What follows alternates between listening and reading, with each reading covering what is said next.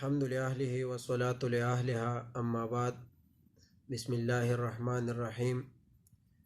یو ملګری تپوس کړی چې د ورځې حجامه کول په رمضان کې آیا د دې سر روژه ماتیږي او که نه؟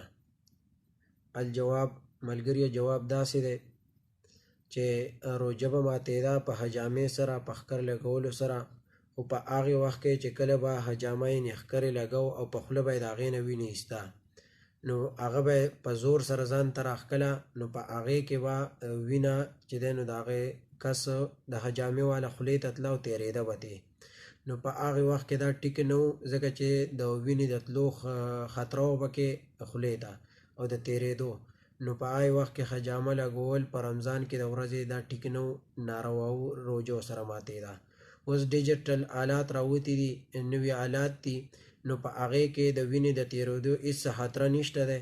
نو که په هغې باندې چا په رمضان کې د ورځې ښکر ولګو نو هېڅ قباحت او ممانعت پکې نشته دی، ټیک او جایز دي. والله اعلم.